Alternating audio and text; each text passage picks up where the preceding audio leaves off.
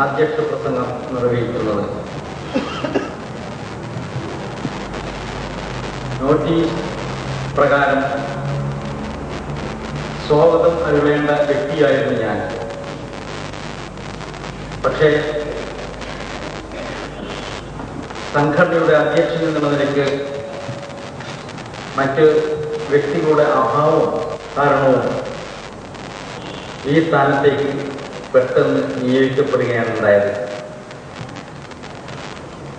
Doctor Muneer Sahib, നമ്മുടെ ബഹുമാന്യ മന്ത്രി, നിങ്ങൾക്ക് പലർക്കും അറിയുന്നത് പോലെ ഈ സംഘടനയുടെ പ്രവർത്തനത്തിൽ വളരെയധികം താല്പര്യമുള്ള വ്യക്തിയാണ്. അതുകൊണ്ട് തന്നെ വന്നു ചേരുമെന്ന് ഉറപ്പ് തന്നിരുന്നെങ്കിലും തൻ്റെ മാതാവിൻ്റെ അസുഖം കാരണം കോയമ്പത്തൂർ ചികിത്സയ്ക്ക് വേണ്ടി പോയത് കാരണം അവിടെ അദ്ദേഹത്തിൻ്റെ ശ്രദ്ധ അനിവാര്യമായത് കാരണം ഇവിടെ എത്തിപ്പെടാൻ കഴിഞ്ഞില്ല. എന്നെ സംബന്ധിച്ചിടത്തോളം എൻ്റെ പിതാവ്, എൻ്റെ മാതാവ് ഇന്നലെ നിര്യാതയായി. അവരുടെ മഹത്വത്തിന് വേണ്ടി നിങ്ങൾ പ്രാർത്ഥിക്കണമെന്ന് ഞാൻ പറയുകയാണ്, അഭ്യർത്ഥിക്കുകയാണ്.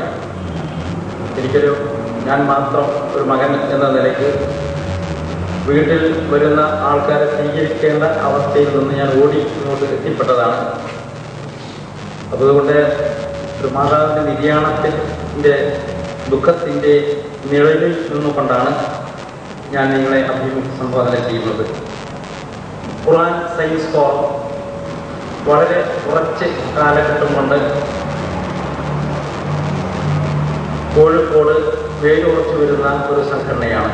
വളരെ കുറച്ച് പേർക്ക് മാത്രമേ ഒരുപക്ഷെ ഇതിനെപ്പറ്റി അറിയുമായിരിക്കുകയുള്ളൂ.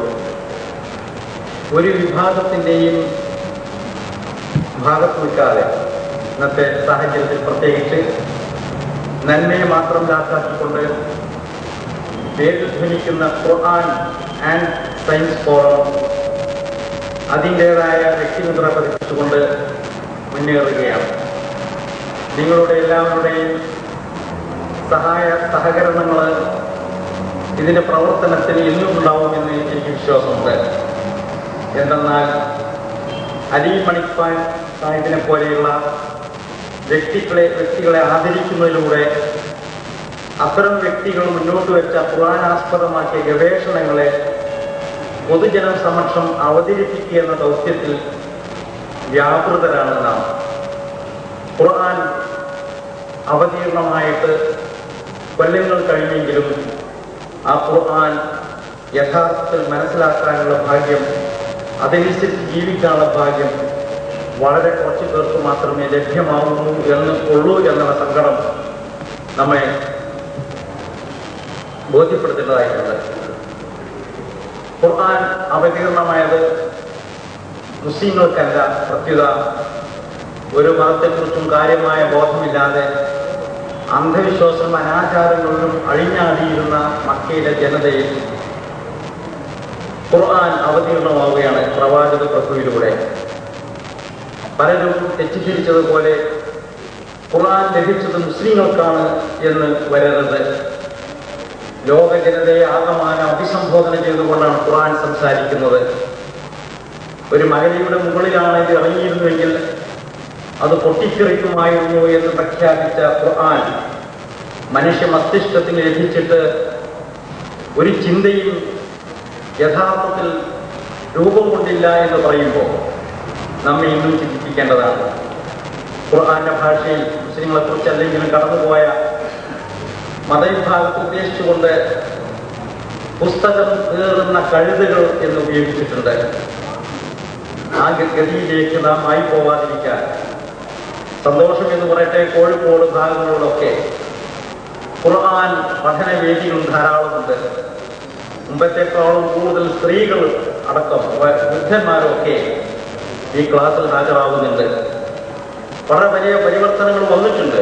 എങ്കിലും അതൊന്നും പോരാ. ഇന്നത്തെ കാലഘട്ടത്തിനനുസരിച്ച് ഖുർആന്റെ തുടക്കത്തിൽ പറഞ്ഞതുപോലെ അലിഫ് ലാം മീം ദാലിക്കൽ കിതാബു ലാ റൈബ ഫീഹി ഹുദൽ ലിൽ മുത്തഖീൻ അല്ലദീന യുഅ്മിനൂന ബിൽ ഗൈബി വയഖീമൂന സ്വലാത്ത എന്ന് പറഞ്ഞു തുടങ്ങുന്ന അങ്ങനെ ഒരു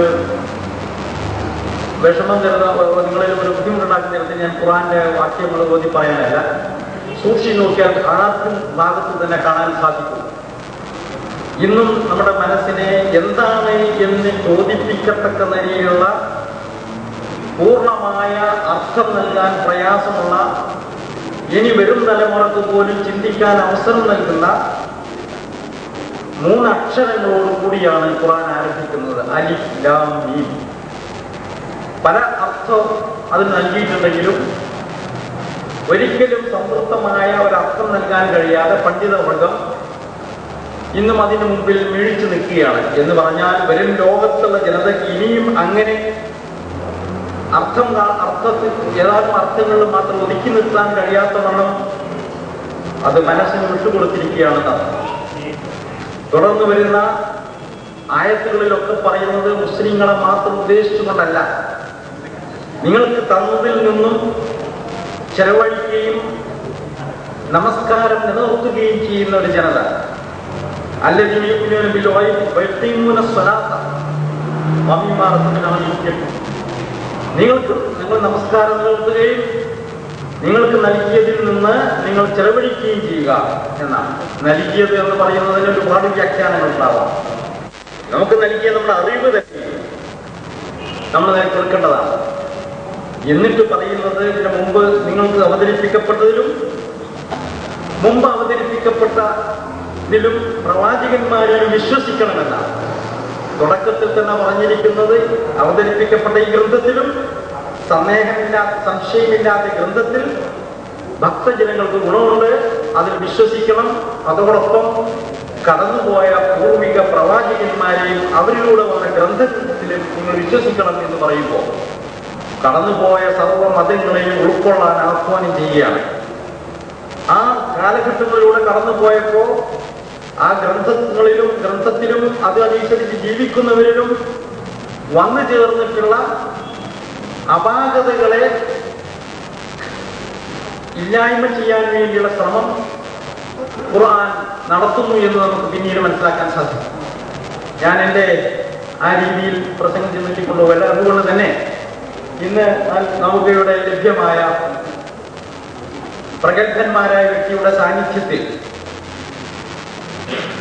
വീട് കിട്ടിയതുപോലെ ആകാശത്ത് മറ്റോ പൊട്ടി വീണതാണോ എന്ന് തോന്നിപ്പിക്കുമാറ് അങ്ങ് ഒരു കാലഘട്ടത്തിൽ മുസ്ലിങ്ങളുടെ സംസ്കാരത്തിന്റെ ഇച്ചില്ലമായിരുന്ന സ്പെയിനിൽ നിന്നും വന്ന ഒരു വ്യക്തി നമ്മുടെ കൂടെയുണ്ട്. Doctor Xavier Romero. എങ്ങനെയാണ് അത് പ്രൊനൗൺസ് ചെയ്യാമെന്ന് എനിക്കറിഞ്ഞുകൂടാ. എന്തായാലും അദ്ദേഹം നമ്മുടെ കൂടെയുണ്ട്. അദ്ദേഹം കാണുക എന്നുള്ളത് തന്നെ ഇറ്റ്സ് എ ഹാപ്പി മൊമെന്റ്. അങ്ങനെയുള്ള വ്യക്തികളെ ഇവിടെ കിട്ടിയിരിക്കുകയാണ്. അദ്ദേഹം നമ്മുടെ കണ്ടാൽ അങ്ങനെയൊന്നും രണ്ടുപേരും അടുത്തടുത്തിരിക്കുമ്പോ റസൂൽ കരീം സല്ലല്ലാഹു അലൈഹി വസല്ലം പഠിക്കുന്നത് പോലെയാണോ തോന്നിമാറ്? വേഷത്തിലല്ലല്ലോ, അതിലിരിക്കുന്ന മനസ്സിലാണല്ലോ അത്ഭുതങ്ങളും സൃഷ്ടിക്കാൻ കഴിയുന്ന കാര്യങ്ങളുള്ളത്.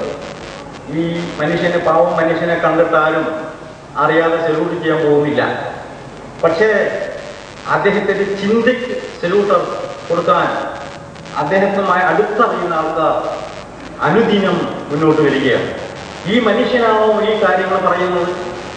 ഈ പറഞ്ഞ നിങ്ങളൊരു പക്ഷേ കുറച്ച് നേരത്തെ കേട്ടുവേണം. അവതരിപ്പിക്കാൻ 10-13 ഭാഷകൾ പഠിച്ചത് കൊണ്ടാണോ അറിയില്ല, കുറച്ചൊരു ഭാഷാ കൺഫ്യൂഷൻ അദ്ദേഹത്തിന് വന്നു. സംസ്കൃതമാണോ എന്ന് ചിലപ്പോൾ ശങ്കിച്ചു പോകുന്ന അവസ്ഥയില്ല. അങ്ങനെ മിന്നിത്തിളങ്ങുന്ന ആകാശത്തൊരു നക്ഷത്രമാണ് അദ്ദേഹം. അതുകൊണ്ട് തന്നെ അത് മാരിയെടുത്ത് മനസ്സിലാക്കുന്ന വെളിച്ചം നമ്മൾ സ്വീകരിച്ചെടുക്കേണ്ട അവസ്ഥാവിശേഷം നമ്മൾക്കുണ്ട്. അതിനുള്ളൊരു വേദി കൂടിയായിട്ടാണ് ഖുർആൻ സയൻസ് ആൻഡ് സയൻസ് ഫോറം ഇവിടെ നിലകൊള്ളുന്നത്. നേരത്തെ സ്വാഗത ക്ലാസ്സിൽ എൻ്റെ സുഹൃത്ത് ഇതിനുവേണ്ടി വളരെയധികം സമയം ചെലവഴിക്കുന്ന മുസ്തഫ മുഹമ്മദ് സാഹിബ് പറഞ്ഞതുപോലെ ഇദ്ദേഹത്തെ പോലെയുള്ള വ്യക്തികൾ ആരും അറിയപ്പെടാതെ ഇങ്ങനെ ആഴങ്ങളിൽ ആണ്ടുകളെത്തുന്ന മുത്തുച്ചിപ്പികളെ പൊക്കിയെടുത്ത് ഇദ്ദേഹം സൂചിപ്പിക്കേണ്ട അദ്ദേഹത്തിന്റെ പേരിൽ തന്നെ ഒരു മത്സ്യത്തെയാണ് പൊക്കിയെടുത്തതെന്നാണ് പറയുന്നത്. അദ്ദേഹത്തിന്റെ പേരിൽ തന്നെ ഒരു മത്സ്യം മണിഫാൻ ഫിഷ് എന്ന് പറയുന്ന ഒരു ഫിഷ് ഗ്രൂപ്പിനെ തന്നെ അദ്ദേഹം കണ്ടെത്തിയിട്ടുണ്ട്. ലോകമെമ്പാടുമുള്ള ജനത, ഒരു കൊച്ചു ദ്വീപിലാണ് അദ്ദേഹം ജന്മം കൊണ്ടതെങ്കിലും ലോകമെമ്പാടുമുള്ള ബുദ്ധിമാന്മാരായ ജനത അദ്ദേഹത്തെ ശ്രദ്ധിച്ചുകൊണ്ടിരിക്കുകയാണ്, അദ്ദേഹവുമായി ബന്ധപ്പെട്ടുകൊണ്ടിരിക്കുകയാണ്. പലർക്കും അറിയുമായിരിക്കില്ല, നമ്മുടെ പ്രസിഡന്റ് തന്നെയും അദ്ദേഹത്തിന്റെ അടുത്ത സുഹൃത്താണ്. അത് അങ്ങനെയുള്ള ഒരു വ്യക്തിത്വത്തെ നമുക്ക് കിട്ടിയെങ്കിൽ അദ്ദേഹത്തെ ആരും ആദരിച്ചില്ല, ആരും കണ്ടില്ല. നമ്മൾ അദ്ദേഹത്തെ ആദരിക്കുക, അദ്ദേഹം ഒരിക്കലും ഇതിന് യോജിച്ച ആളല്ല. എന്തെങ്കിലും ഒരു അവാർഡ് നൽകുകയോ അങ്ങനെ ആൾക്കാരുടെ മുമ്പിൽ വെച്ച് അത് സ്വീകരിച്ച് വലിയ ആളായി പത്രക്കോളങ്ങളിൽ സ്ഥാനം പിടിക്കുകയോ ചെയ്യാൻ അദ്ദേഹം ആഗ്രഹിച്ചിട്ടായിരുന്നെങ്കിൽ ഒരു പക്ഷേ അതിനുള്ള സാഹചര്യങ്ങൾ ഇതിനു മുമ്പ് ധാരാളം ഉണ്ടായിരുന്നു. അദ്ദേഹം അതിനെ എതിർക്കുകയുണ്ടായിരുന്നു. പക്ഷെ എന്തുകൊണ്ട് പിന്നെ ഖുർആൻ സയൻസ് ഫോറം അദ്ദേഹത്തെ ഇവിടെ ആദരിക്കുന്നു എന്ന് ചോദിച്ചാൽ, ഇദ്ദേഹത്തെ പോലെയുള്ള ആൾക്കാരിലൂടെ നമുക്ക് കിട്ടിക്കൊണ്ടിരിക്കുന്ന ആദർശ ദാർഢ്യത, ശക്തിയുള്ള ആ അറിവ് അത് ജനങ്ങളിലേക്ക് എത്തിച്ചു കൊടുക്കാൻ ഇദ്ദേഹത്തെ മനസ്സിലാക്കി കൊടുക്കേണ്ടത് അനിവാര്യമായിരിക്കാം. അദ്ദേഹം പറയുന്ന കാര്യങ്ങൾ പലതിനോടും നമുക്ക് യോജിപ്പുണ്ടാവരുത് എന്ന് തന്നെയാണ് അദ്ദേഹം പറയുന്നത്. അദ്ദേഹമായിട്ട് ഞാൻ അടുത്ത് വളരെ കുറച്ച് സമയം എനിക്ക് കിട്ടിയിട്ടുള്ളൂ. ഞാൻ എൻ്റെ കൂട്ടുകാരോട് പറയുന്നത്, ഞാനും നിങ്ങളെക്കാളൊക്കെ കൂടുതൽ അടുത്ത ആള് ഞാനാണ്. എന്താണ് അതിന് കാരണം എന്ന് ചോദിച്ചാൽ, അദ്ദേഹം തന്നെ പറഞ്ഞു, നിങ്ങളും ഞാനും ജനിച്ച ഒരു ദിവസമാണ്. അദ്ദേഹം കണക്കുകൂട്ടിയിട്ട് പറഞ്ഞു, നിങ്ങളും ഞാനും ജനിച്ച ഒരു ദിവസമാണ്. വയസ്സിനെ പറ്റി ചോദിക്കരുത് കേട്ടോ, അങ്ങനെയാണല്ലോ. ഏതായാലും ഒരു ദിവസമാണ് കണ്ടത്, അതുകൊണ്ട് അതാണോ എന്ന് അറിഞ്ഞുകൂടാ. അദ്ദേഹത്തെ ഞാൻ മനസ്സിലാക്കിയിടത്തോളം അത്ഭുതകരമായ കാര്യങ്ങൾ നേടിയെടുക്കുന്ന മനുഷ്യനാണ്. അപ്പൊ അദ്ദേഹത്തെ സ്വീകരിക്കുക, അദ്ദേഹത്തെ ആദരിക്കുക, അദ്ദേഹത്തിന് എന്തെങ്കിലും നൽകുക, അദ്ദേഹത്തെ കോഴിക്കോട് ജനതയ്ക്ക് മനസ്സിലാക്കി കൊടുക്കുക എന്ന ദൗത്യവുമായാണ് ഖുർആൻ സയൻസ് ഫോറം, ഖുർആൻ USF രംഗത്ത് വന്നത്. ഇവിടെ ഒരുപാട് പ്രഗത്ഭ വ്യക്തി ഞാൻ എന്റെ പ്രസംഗം അങ്ങനെ നീട്ടിക്കൊണ്ടുപോകുന്നത് ശരിയല്ല എന്ന് ഖുർആൻ സയൻസ് ഫോറത്തിന്റെ പ്രസിഡന്റായിട്ട് നിങ്ങൾക്ക് അറിയില്ലേ എന്ന് ചോദിക്കുന്ന പല മനസ്സുകളും അവിടെ ഇവിടെയൊക്കെ ഉണ്ടെന്ന് അറിയാൻ. ഞാൻ പ്രസംഗിച്ചാൽ എങ്ങനെ അതിപ്രസംഗമായി പോകുന്ന ഒരു സ്വഭാവം എനിക്ക് ചിലപ്പോഴൊക്കെ ഉണ്ടാവാറുണ്ട്. പിന്നെ എന്റെ സുഹൃത്തുക്കൾക്കൊക്കെ നമുക്ക് പറയാറുണ്ട്, നമ്മൾ വയസ്സന്മാരധികം പ്രസംഗിക്കാൻ നിൽക്കരുത്, റിട്ടയർഡ് ആയാലും നീണ്ടുപോയി കിടക്കും. അതുകൊണ്ട് അങ്ങനെയുള്ള ആൾക്കാരൊക്കെ മുന്നിൽ കാണുന്നതുകൊണ്ട് ഞാൻ എന്റെ പ്രസംഗം ചുരുക്കി അടുത്ത പരിപാടിയിലേക്ക്. ഇവിടെ പ്രഗത്ഭന്മാരായ പല വ്യക്തികളും അതുകൊണ്ട് അവർ സ്വാഗതം പറഞ്ഞു കഴിഞ്ഞുവെങ്കിലും നേരത്തെ സ്വാഗതം പറയാൻ ഇവിടെ സദസ്സിൽ ഉണ്ടാവാതിരുന്ന JMI സേട്ട് സാഹിബ് തിരുവനന്തപുരത്ത് നിന്ന് എത്തിയിട്ടുണ്ട്. നമ്മുടെ എല്ലാവരുടെയും പ്രിയങ്കരൻ എഴുത്തുകാരനും തത്വചിന്തകനും മത കാര്യങ്ങളിലും വളരെ ആഴമേറിയ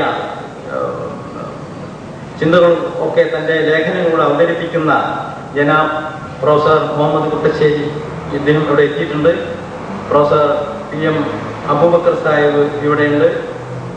അവർക്കെല്ലാവർക്കും ഞാൻ നേരത്തെ പറഞ്ഞു പോയിട്ടില്ലെങ്കിൽ സ്വാഗതം പറയുകയാണ്. പറഞ്ഞോ ഞാൻ ശ്രദ്ധിച്ചില്ല, അധ്യക്ഷ പീഠത്തിലേക്കും പലരും ശ്രദ്ധിക്കാറില്ലെങ്കിലും എല്ലാവർക്കും യോഗത്തിന്റെ അധ്യക്ഷൻ എന്നുള്ളവർക്കും സംഘടനയുടെ അധ്യക്ഷൻ എന്നുള്ളവർക്കും ഹാർദമായ സ്വാഗതാശംസിച്ചുകൊണ്ട് അടുത്ത പരിപാടിയിലേക്ക് നീങ്ങാൻ പോവുകയാണ്. അടുത്ത് അലി മണിഫാനെ വ്യക്തമായി പരിചയപ്പെടുത്താൻ വേണ്ടി എഴുത്തുകാരനും പ്രാസംഗികനുമായ യുവ പണ്ഡിതനുമായ പ്രൊഫസർ കോയക്കുട്ടി ഫാറൂഖി സാഹിബിനെ ക്ഷണിച്ചു.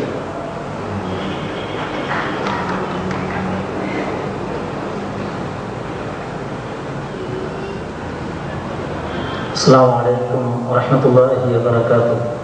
الحمد لله رب العالمين، والصلاة والسلام على رسوله الأمين وعلى آله وصحبه أجمعين.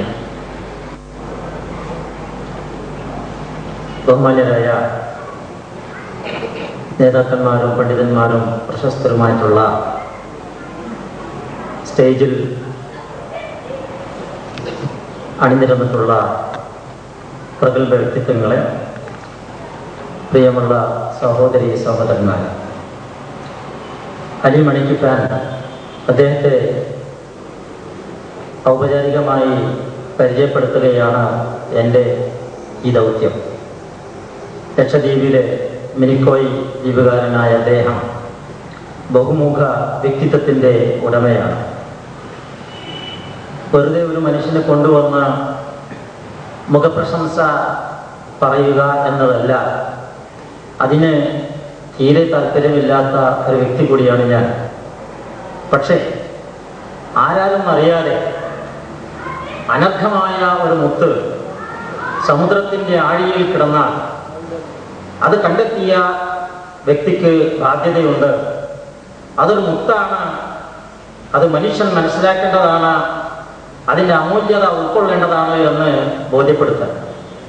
അതുകൊണ്ട് തന്നെ ഖുർആൻ സയൻസ് ഫോറത്തിൻ്റെ പ്രവർത്തകന്മാർ, അതിൻ്റെ ഒരു മെമ്പർ കൂടിയായ എന്നോട് അദ്ദേഹത്തിൻ്റെ ശിഷ്യത്വം ഞാൻ സ്വീകരിച്ചതുകൊണ്ട് അദ്ദേഹത്തെക്കുറിച്ചൊരു പുസ്തകം എഴുതണമെന്നും ആ ഗ്രന്ഥം അദ്ദേഹത്തിനെ സംബന്ധിച്ച് കൃത്യമായി അറിവ് നൽകുന്നതാകണമെന്നും ആവശ്യപ്പെട്ടപ്പോൾ അദ്ദേഹത്തെക്കുറിച്ച് കൂടുതൽ വ്യക്തിപരമായി പഠിക്കുവാൻ ശ്രമിച്ചു. അദ്ദേഹം ഒരു ശാസ്ത്രജ്ഞനാണെന്നും ഗോളശാസ്ത്രത്തിലും സമുദ്രശാസ്ത്രത്തിലും ഭൂമിശാസ്ത്രത്തിലും കൃഷി പോലെയുള്ള ആനുകാലികമായ കാര്യങ്ങളിലും കപ്പൽ നിർമ്മാണം പോലെ അത്യപൂർവമായ കഴിവുകളിലും അതിനൊക്കെ പുറമെ മതപണ്ഡിതൻ എന്ന നിലക്കും ചിന്തകൻ എന്ന നിലക്കും തത്വജ്ഞാനി എന്ന നിലക്കുമൊക്കെ അദ്ദേഹത്തെ എനിക്ക് ഉൾക്കൊള്ളാൻ സാധിച്ചിരിക്കുന്നു. അദ്ദേഹം നമ്മുടെ മുമ്പിൽ വെക്കുന്ന ഏതാനും ചില കാര്യങ്ങൾ മാത്രമാണ് ഞാനിവിടെ നിങ്ങളുടെ മുമ്പിൽ പറയാൻ ആഗ്രഹിക്കുന്നത്. ഞാൻ എഴുതിയ പുസ്തകത്തെ സംബന്ധിച്ചുള്ള പരിചയപ്പെടുത്തലിന് ശേഷം ബഷീർ പട്ടേൽക്കാർ നടത്തുവാനുണ്ട്. എന്നെ ഏറ്റവും കൂടുതൽ ആകർഷിച്ച അദ്ദേഹത്തിന്റെ വ്യക്തിത്വം, വിശുദ്ധ ഖുർആനിനെ സംബന്ധിച്ചുള്ള അഗാധമായ അദ്ദേഹത്തിന്റെ ജ്ഞാനം, അത് വല്ലാത്ത ഒരു കഴിവായി എനിക്ക് തോന്നിയിട്ടുണ്ട്. ഇസ്ലാമികമായ ഒരു ആഗോള ഹിജ്റ കലണ്ടർ നിർമ്മിക്കണമെന്ന അദ്ദേഹത്തിന്റെ ആശയം ഒരു 40 കൊല്ലങ്ങൾക്ക് മുൻപ് അദ്ദേഹം പറഞ്ഞു വന്നതായിരുന്നു. 8-10 വർഷങ്ങൾക്ക് മുമ്പ് തന്നെ അദ്ദേഹത്തെ സംബന്ധിച്ച് ഞാൻ കൂടുതൽ പഠിക്കുകയും അദ്ദേഹം ഈ വിഷയവുമായി അദ്ദേഹത്തോട് ബന്ധപ്പെടുകയും ചെയ്തപ്പോൾ അപാരമായ അദ്ദേഹത്തിന്റെ അറിവുകൾ എന്നെ ആശ്ചര്യഭരിതനാക്കിയിട്ടുണ്ട്. വല്ലദി ജഅല അശ്-ശംസ ദിയാഅൻ വൽ ഖമറ നൂറൻ ഫഖദ്ദറഹു മനാസില ലിതഅലമു അദദ സിനീന മിനൽ ഹിസാബ് എന്ന് പറയുന്ന ആയത്ത് അദ്ദേഹം ഓതിയിട്ട് വളരെ കണിശമായും കൃത്യമായും മനുഷ്യൻ സ്വീകരിക്കേണ്ടുന്ന, മനുഷ്യരെല്ലാവരും ഭൂമിവാസികളായ എല്ലാവരും വളരെ കണിശമായി സ്വീകരിക്കേണ്ടുന്ന മാസക്കണക്കിന് വിശുദ്ധ ഖുർആനിന്റെ കാഴ്ചപ്പാടിലൂടെ അദ്ദേഹം എനിക്ക് പറഞ്ഞു തന്നപ്പോൾ ഒരുപാട് ഗുരുനാഥന്മാരെ പല വിഷയത്തിലും സ്വീകരിച്ചിട്ട് അവരിൽ നിന്നെല്ലാം കിട്ടിയ അറിവിനേക്കാളും കൂടുതൽ പ്രഭചരിക്കുന്ന ഒരു അറിവായി എനിക്കത് ഉൾക്കൊള്ളാൻ സാധിച്ചു. അദ്ദേഹം പറഞ്ഞൊരു വചനം അവസാനമായ ആയത്തിന്റെ അവസാനം വളരെ പരമപ്പൊരുളോട് കൂടിയാണ് വിശുദ്ധ ഖുർആൻ ഇത് പറഞ്ഞിട്ടുള്ളത് എന്നാണ്. സൂര്യപ്രകാശം ചന്ദ്രനിൽ തട്ടി അതിന്റെ പ്രതിധ്വനി ഭൂമിയിൽ തട്ടുമ്പോഴാണ് ചന്ദ്രൻ നമുക്ക് കാണാൻ സാധിക്കുന്നത്.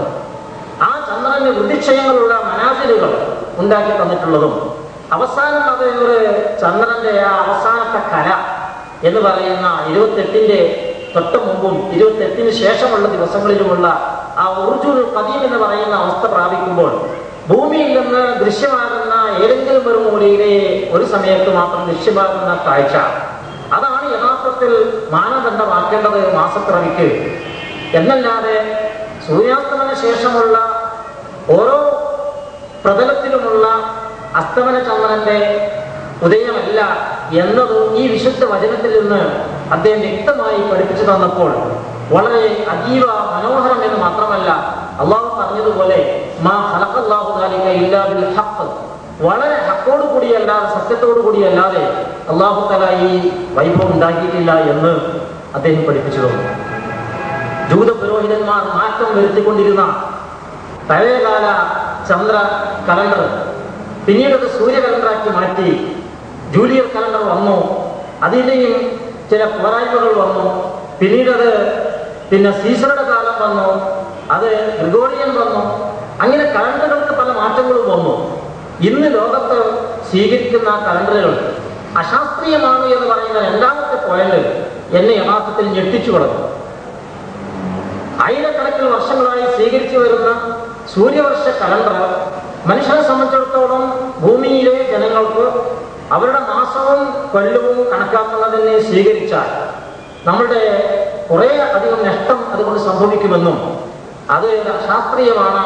ഏറ്റവും ശാസ്ത്രീയമായത് ചന്ദ്രന്റെ കണക്കനുസരിച്ച് ഭൂമിയിൽ നമ്മുടെ വയസ്സും നമ്മളുടെ മറ്റ് ആരാധനാ കർമ്മങ്ങളും സ്വീകരിക്കുകയാണ് എന്നതും അതിശയകരമായ ഒരു അറിവായി എനിക്ക് തോന്നുകയുണ്ടായി. സൂര്യൻ നിർണയത്തിന് മാത്രമാണ്, രാപ്പകലുകൾ മാറ്റുന്നതിന് വേണ്ടി മാത്രമാണ് എന്ന് അദ്ദേഹം ഖുർആനിൽ ഒരു വചനം പറഞ്ഞുകൊണ്ട് എന്നെ പഠിപ്പിച്ചു.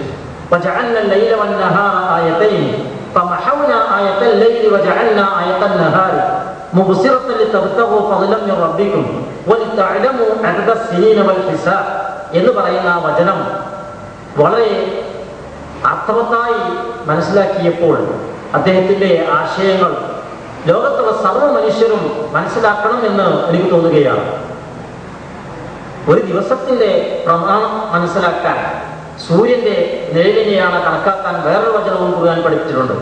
അലം തറ ഇലാ റബ്ബിക കൈഫ മദ്ദ ളില്ല വലൗ ശഅ ലജഅലഹു സാകിന ثم جعلنا الشمس عليه دليلا ثم قبضناه إلينا قبضا يسيرا. ആ വചനം സൂര്യനെ ഒരു നേരിടുള്ള വസ്തുവാക്കിയിട്ട് ആ സൂര്യന്റെ പ്രകാശം കൊണ്ട് നേരിടാകുന്നു. ആ നേരുകൾക്ക് നീക്കം സംഭവിക്കുന്നു. റസൂൽ കരീം സല്ലല്ലാഹു അലൈഹി വസല്ലം ആ നേരടന്നുകൊണ്ടാണ് നമസ്കാരത്തിന്റെ സമയം കണക്കാക്കാൻ വേണ്ടി പറഞ്ഞത്. അതുപോലെ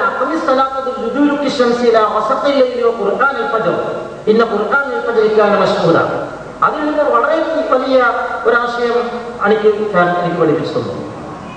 എനിക്ക് പഠിപ്പിച്ചെന്ന് പറഞ്ഞാൽ എനിക്ക് അജ്ഞാതമായ ഒരു കാര്യം അദ്ദേഹത്തിൽ നിന്ന് എനിക്ക് ആദ്യമായി ലഭിക്കുകയാണ്. സൂര്യന്റെ ദുരൂക്ക്, സൂര്യന്റെ ഓരോ പ്രവേശനം, അതാണ് ദിനരാത്രങ്ങൾക്ക് മുസ്ലിങ്ങൾ അല്ലെങ്കിൽ മനുഷ്യർ മൊത്തത്തിൽ ഖുർആൻ എല്ലാവർക്കും ബാധകമായതുകൊണ്ട് മനുഷ്യരെല്ലാവരും സ്വീകരിക്കാൻ ബാധ്യതയുള്ളത്. ദുലൂഖ് ശംസ് ഇപ്പോൾ നാം നേരത്തെ കേട്ടുവല്ലോ. പിന്നെ ദിവസത്തിന്റെ ആരംഭം കുറിക്കേണ്ടത് എപ്പോൾ മുതൽ എപ്പോൾ വരെയാണ്, അവസാനം കുറിക്കേണ്ടത് എപ്പോൾ മുതൽ എപ്പോൾ വരെയാണ് എന്ന കാര്യത്തിൽ സംശയം. സൂര്യോദയം മുതൽ സൂര്യോദയം വരെ, അസ്തമനം മുതൽ അസ്തമനം വരെ, അർദ്ധരാത്രി മുതൽ അർദ്ധരാത്രി വരെ, നട്ടുച്ച മുതൽ നട്ടുച്ച വരെ, അങ്ങനെയാണോ? അല്ല. ഇസ്ലാമിന്റെ ചക്രത്തിൽ ദിന ആരംഭം യഥാർത്ഥത്തിൽ കുറിക്കേണ്ടത് ഫജ്ർ മുതൽക്കാണ്. ഫജ്ർ മുതൽ ഫജ്ർ വരെയാണ് ദിനം. അതാണ് മുസ്ലിം കലണ്ടർ, അതാണ് ഇസ്ലാമിക വ്യൂ, അതാണ് പ്രപഞ്ചത്തിന്റെ ശാസ്ത്രീയ സ്വഭാവം. വിശുദ്ധ ഖുർആൻ പറയുക അതാണ്. കാരണം ഏതൊരു വക്തിന്റെയും തുടക്കം, നമസ്കാരത്തിന്റെ തുടക്കം ഫജ്ർ മുതൽക്കാണ്. അപ്പൊ ഫജ്റാണ് ഒരു ദിവസത്തിന്റെ ഫജ്ർ സാദിഖ് എന്ന് പറയുന്നത്. ഏകദേശം മക്ക കേന്ദ്രീകരിക്കുകയാണെങ്കിൽ കഅബയാണല്ലോ മുസ്ലിങ്ങളുടെ നമസ്കാരത്തിന്റെ പിന്നിലയുടെ കേന്ദ്രം. അവിടെ കണക്കാക്കുകയാണെങ്കിൽ കൃത്യമായിട്ടും ഡേറ്റ് ലൈൻ എന്ന് പറയുന്നത് പരമപ്പൊരുളുണ്ട്. സൂര്യന്റെ ഈ ദിനം ആരംഭിക്കേണ്ടത് എവിടുന്നാണ്, ദിനം അവസാനിപ്പിക്കേണ്ടത് എവിടെയാണ്, അതും വേണം. ഈ ഡേറ്റ് ലൈൻ, ആ തത്വവും മണിക്കൻ പഠിപ്പിച്ചു തന്നു. അതിനും വിശുദ്ധ ഖുർആന്റെ വചനമാണ് പഠിപ്പിച്ചു തന്നത്. റബ്ബുൽ മശരിഖി വൽ മഗ്രിബി വമാ ബൈനഹുമാ, മശ്രിഖിന്റെയും മഗ്രിബിന്റെയും അവക്കിടയിലുള്ള ഒരു വസ്തുവിന്റെയും റബ്ബ് എന്ന് പറഞ്ഞു. എന്താണ് ഈ മശ്രിഖിന്റെയും മഗ്രിബിന്റെയും ഇടയ്ക്കുള്ളത്? യഥാർത്ഥത്തിലുള്ള ഉദയമേത്, യഥാർത്ഥത്തിലുള്ള അസ്തമനമേത്, അതിനിടയിൽ എന്തുണ്ട്? 14 നൂറ്റാണ്ട് മുമ്പ് ഖുർആൻ സംസാരിച്ചു വെച്ചു. 1886 മനുഷ്യ ശ്രദ്ധ വിളിച്ചു പറ്റിയത് ഡേറ്റ് ലൈൻ എന്ന് പറയുന്ന ഒരു തത്വം. യഥാർത്ഥത്തിൽ ആ ആയത്ത് ഇതിന്റെ വശമാണ് എന്ന് അദ്ദേഹം പറഞ്ഞു തരുന്നു. കൃത്യമായും അതിന്റെ അടിസ്ഥാനത്തിൽ കണക്കുകൂട്ടി നോക്കുമ്പോൾ സത്യമാണെന്ന് ബോധ്യപ്പെടുന്നു. എങ്ങനെയാണ് ഈ മനുഷ്യനെ ആദരിക്കാതിരിക്കുക, എങ്ങനെയാണ് ഈ മനുഷ്യനെ ജനങ്ങളുടെ മുമ്പിൽ പ്രൊജക്ട് ചെയ്യാതിരിക്കുക എന്നെനിക്ക് തോന്നി. ഒരുപാട് വിഷയങ്ങളുണ്ട് ഈ മഹനീയമായ സദസ്സിൽ. വളരെ പ്രഗത്ഭരായ ആളുകൾ സംസാരിക്കാറുള്ളത് കൊണ്ട് ഞാൻ സമയം കൂടുതൽ കവർന്നെടുക്കുന്നില്ല. മുസ്ലിങ്ങൾ അടക്കം ലോകത്തുള്ള മുസ്ലിം രാഷ്ട്രത്തിലുള്ള രാഷ്ട്രത്തലവന്മാരടക്കമുള്ള പലരും മാസങ്ങൾക്ക് കണക്ക് കൂട്ടുന്നതിനും വർഷങ്ങൾ കണക്ക് കൂട്ടുന്നതിനും ഗ്രിഗോറിയൻ കലണ്ടറും അതുപോലെയുള്ള കലണ്ടറുകളും സ്വീകരിക്കുന്നിടത്തേക്കാൾ ശാസ്ത്രീയപരമാണ് വിശുദ്ധ ഖുർആന്റെ കൽപ്പനയിലൂടെയുള്ളത് എന്ന് പഠിപ്പിച്ചു വന്നത്. ഇന്ന ഇദ്ദത്ത ശുഹൂരി ഇൻദല്ലാഹി 12 ശഹ്റൻ ഫീ കിതാബില്ലാഹി യൗമ ഖലഖസ് സമാവാതി വൽ അർദ് മിൻഹാ അർബഅത്തുൻ ഹുറും ദാലിക അദ്ദീനുൽ ഖയ്യിം വലാ തുളിമു ഫീഹിന്ന അൻഫുസകും എന്ന് പറയുന്ന വിശുദ്ധ ഖുർആനിലൂടെ വചനത്തിലൂടെയാണ്. 12 മാസങ്ങളാണ് അള്ളാഹു ഈ പ്രപഞ്ചം ഉണ്ടാക്കിയ കാലം മുതൽക്ക്, അഥവാ ആകാശഭൂമികൾ സൃഷ്ടിച്ച ദിനം മുതൽക്ക് നിർണയിച്ചിട്ടുള്ളത്. അതിൽ 4 മാസം പവിത്രമാണ്. അത് 12 മാസം എണ്ണി വരുന്നത് ചന്ദ്രക്കണക്ക് പ്രകാരം 12 മാസം മുഹറം, സഫർ, റബീഉൽ അവ്വൽ, റബീഉൽ ആഖിർ, അങ്ങനെ ദിൽഹിജ്ജ വരെയുള്ള 12 മാസങ്ങളാണ്. ശാസ്ത്രീയമാണിത്. ഇതാണ് മനുഷ്യന്റെ പ്രകൃതിക്ക് യോജിച്ചത്. ആകാശഭൂമികൾ പടച്ച നാൾ മുതൽക്ക് അതാണ് സ്വീകരിക്കേണ്ടത്. ഇത് വലിയൊരു ശാസ്ത്രീയ സത്യമാണത്. ലോകത്തിന് മുമ്പിൽ ഇത് പറയുവാൻ ധൈര്യം ആരെയും കാണുന്നില്ല. പണ്ഡിറ്റ് ജവഹർലാൽ നെഹ്റു വർഷങ്ങൾക്ക് മുൻപ് പറഞ്ഞത് ഇവിടെ പ്രകാശനം ചെയ്യാൻ പോകുന്ന പുസ്തകത്തിൽ അങ്ങനെ തന്നെ എടുത്തു തിരിച്ചിട്ടുണ്ട്. അദ്ദേഹം പറഞ്ഞു, ഇന്ന് സ്വീകരിക്കുന്ന സൂര്യ കലണ്ടർ അശാസ്ത്രീയമാണ്, ഒരു ശാസ്ത്രീയ കലണ്ടർ വരെ കണ്ടെത്തേണ്ടതുണ്ട് എന്ന്. കണ്ടെത്തിയിട്ടുണ്ട് 14 നൂറ്റാണ്ട് മുമ്പ് എന്നാണ് മരിക്കുപ്പാൻ പഠിപ്പിക്കുന്നത്. വിശുദ്ധ ഖുർആനിൽ ഉണ്ട് അത് എന്നാണ് അദ്ദേഹം നമ്മെ പഠിപ്പിക്കുന്നത്. ആ ആശയത്തിലേക്കാണ് ഇവിടെ നാം ക്ഷണിക്കുന്നത്. അതുപോലെ തന്നെ അദ്ദേഹം പറഞ്ഞ ഏറ്റവും വലിയൊരു തിയറിയാണ് ദിവസങ്ങൾക്ക് ഒരു ദിവസത്തിന് ഒന്നിലധികം തീയതികൾ ഉണ്ടാകുക എന്നത്. 24 മണിക്കൂർ കൊണ്ട് ഒരു ദിവസം ഭൂമിയിൽ ചക്രം കറങ്ങി വരും. ഇന്ന് ഞായറാഴ്ചയാണ്, 17-ാം തീയതിയാണ്. ലോകത്തെല്ലായിടത്തും ഇന്ന് 17-ാം തീയതിയാകണം, എല്ലായിടത്തും ഇന്ന് ഞായറാഴ്ച തന്നെയാണ്. മുസ്ലിങ്ങൾക്ക് അടുത്തെത്തുമ്പോൾ ഞായറാഴ്ച തിങ്കളാഴ്ചയായി, തിങ്കളാഴ്ച ചൊവ്വാഴ്ചയായി 3 ദിനങ്ങളുള്ള ഒരു ദിനമായിട്ടാണ് ചക്രം കറങ്ങുന്നത്. ഈ വിനോദാഭാസത്തിൽ മുങ്ങി താഴ്ന്ന് നമുക്ക് യാഥാർത്ഥ്യം മനസ്സിലാക്കാതെ പോവുകയാണ്. അതിന്റെ പേരിൽ ലോകത്തെ പെരുന്നാളുകൾ 3 ദിവസം, 2 ദിവസം, അതിന്റെ പേരിൽ അടിപിടി, കുഴപ്പം. സത്യത്തിൽ അള്ളാഹു പറഞ്ഞതുപോലെ ആ അഹില്ലത്തുണ്ടല്ലോ, ചന്ദ്രന്റെ വൃതിക്ഷയങ്ങൾ, ആ വൃതിക്ഷയങ്ങളുടെ കണക്കുകൾ നോക്കിയാൽ കൃത്യമായി അതിന്റെ ഹിലാൽ മനസ്സിലാക്കാൻ കഴിയും, ന്യൂമൂൺ മനസ്സിലാക്കാൻ പറ്റും. ആ ന്യൂമൂൺ ഭൂമിയിൽ എവിടെയാണ് പ്രത്യക്ഷപ്പെടുന്നത് അത് മുതൽ മാസം മാറുന്നു. പിന്നെ അത് ബാധകമാകുന്ന പ്രദേശം സൂര്യന്റെ ദിനം അനുസരിച്ചിട്ടാണ്. ഇത് മനസ്സിലാക്കാൻ മുസ്ലിം പണ്ഡിതന്മാർക്കും ശാസ്ത്രജ്ഞന്മാരെന്ന് അവകാശപ്പെടുന്നവർക്കും സാധിക്കാതെ പോകുന്നു എന്നതിനാൽ സങ്കടപ്പെടുകയാണ്. അതുകൊണ്ട് മണിക്കുപ്പാൻ ഇത് നമുക്ക് വളരെ വ്യക്തമായി തന്നെ പഠിപ്പിച്ചു തന്നിട്ടുണ്ട്. ഇന്നമൻ സിയാദ എന്ന ആയത്ത് അദ്ദേഹം ഓതിയിട്ട് പറഞ്ഞു നിർത്തുന്നത്, ജാഹിലിയ്യ കാലത്ത് അറബികൾക്കിടയിലുണ്ടായിരുന്ന സമ്പ്രദായം മാസങ്ങൾ മാറ്റിമറിക്കുന്നു. അവർ ഹലാലായ മാസത്തെ ഹറാമും ഹറാമായ മാസത്തെ ഹലാലുമാക്കിയിരുന്നു. നമ്മളും അതുപോലെ ചെയ്യുന്നു എന്ന് മണിക്കുപ്പാൻ ശക്തമായി വാദിക്കുന്നു. കാരണം ഇന്ന് പെരുന്നാളാണെങ്കിൽ ഇന്ന് നോമ്പ് നോക്കൽ ഹറാമാണ്. ഇത് പെരുന്നാൾ അല്ലെങ്കിലോ നോമ്പ് നോക്കൽ നിർബന്ധമായ ദിവസവുമാണ്, അല്ലെങ്കിൽ സുന്നത്തായ ദിവസവുമാണ്. ആ ദിവസത്തിൽ നോമ്പ് നോക്കേണ്ട ദിവസം നോമ്പ് നോക്കാതെയും നോമ്പ് എടുക്കാൻ പാടില്ലാത്ത ദിവസം നോമ്പ് എടുപ്പിക്കുകയും ചെയ്യുന്നത് ഒരു നിസ്സിയാണ്. അത് കുഫറിലേക്ക് പോലും മനുഷ്യനെ ചാടിച്ചു കളയും. ഭയപ്പെടേണ്ടതുണ്ട്.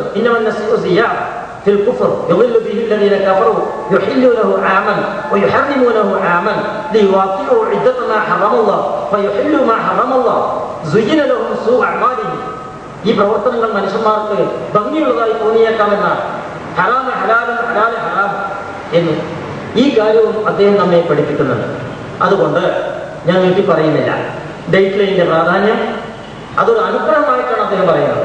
ഡേറ്റ് ലൈൻ കണ്ടെത്തിയത് മുസ്ലിങ്ങളായ നമ്മൾ അള്ളാഹുവിനെ സ്തുതിച്ചുകൊണ്ട് ശുക്ർ ചെയ്തുകൊണ്ട് അത് പ്രായോഗികമാക്കണമെന്ന് അദ്ദേഹം നമ്മെ പഠിപ്പിക്കുന്നുണ്ട്. ജുമുഅ ആദ്യമായി ലോകത്ത് എവിടെയാണ് ആരംഭിക്കുന്നത്? വെള്ളിയാഴ്ച ദിവസം ജുമുഅ നമ്മുടെ ആഴ്ചയുടെ നാഴികക്കല്ലാണ്. ജുമുഅ ലോകത്ത് എവിടെയാണ് ഏറ്റവും ആദ്യം ആരംഭിക്കുന്നത്? 24 മണിക്കൂർ കൊണ്ട് അവസാനിക്കുന്നത് എവിടെയാണ്? ഇത് മനസ്സിലാക്കിയേ തീരൂ. മനസ്സിലാക്കിയാൽ വളരെ പെട്ടെന്ന് ശാസ്ത്രം മനസ്സിലാക്കാൻ സാധിക്കുമെന്നും ഇസ്ലാമികമായ കലണ്ടറിന്റെ ഏകീകരണത്തിന് അത് വ്യക്തമായ ഒരു നാഴികക്കല്ലായി തീരുമെന്നും പറയുന്നു. ഒരു ദിവസത്തിന്റെ ആരംഭം എവിടെ നിന്ന് കുറിക്കണം, എവിടെ നിന്ന് അവസാനിപ്പിക്കണം? അതിന് അദ്ദേഹം ഉദാഹരണം പറഞ്ഞത് കഅബത്ത് വെച്ചിരിക്കുന്ന ഹജറുൽ അസ്വദ് പോലെയാണ്. കഅബ തവാഫ് ചെയ്യാൻ വേണ്ടി ഹജറുൽ അസ്വദ് ഉണ്ട്. ഹജറുൽ അസ്വദിൽ നിന്ന് ആരംഭിച്ചിട്ടാണ് കഅബ തവാഫ് പൂർത്തിയാക്കുന്നത്. ഹജറുൽ അസ്വദ് ഇല്ലെങ്കിൽ എവിടെ നിന്ന് തവാഫ് ആരംഭിക്കും?